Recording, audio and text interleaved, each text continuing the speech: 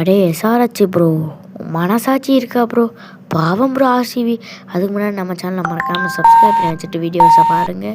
நிறைய created videos நம்ம சேனலில் வந்துக்கிட்டே இருக்கும். எஸ்ஆர்ஹெச் வந்து டாஸை ஜெயிச்சு பவுலிங் எடுத்தாங்க. அபிஷேக் சர்மா வந்தோடனே ஒரு 22 பால் 56 ரன்னு விட்டு பிரின்னு பிரிச்சிட்டாப்புல. ஹெட்டு அதுக்கப்புறம் அவுட் ஆகிட்டாச்சு. 2 மேட்சாக ஹெட்டை நல்லா ஆடிட்டு இருந்தார். இப்போ ஹெட்டை முடிச்சு விட்டாங்க. அடுத்து வந்தார் இஷான் கிஷான் பேக்கேஜ் சைஸ் டைனமோ 79 ரன்னு. மேட்ச்சு ஆர்சிபி கூட நல்லா ஆடுறாப்புல. அப்புறம் ஹென்ரி கிளாசன் வந்து ஒரு 51 அடிச்சாப்புல. அதுக்கப்புறம் வந்தார் நிதிஷ்குமார் ரெட்டி 18 பாலில் 29 ரன் அடித்து மேட்சையே முடிச்சு கொடுத்துட்டு போயிட்டார்.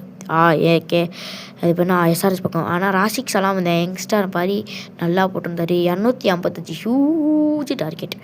வந்தார் வெங்கடேஷ் ஐயர். இவருக்கு உண்மையிலேயே எஸ்ஆர்ஹெச் பார்த்தா வெற்றி தான் போலங்க. ஃபைனல்ஸ்லேருந்து அடிச்சுக்கிட்டே இருக்க 2024 ஃபைனல்ஸ் இருந்து 44 ரன்னு வேகமாக 4 6 4 4. அப்புறம் வந்துட்டு விராட் கோலியும் டேவிட் படிக்கலும் நல்லா பார்ட்னர்ஷிப் போட்டாங்க.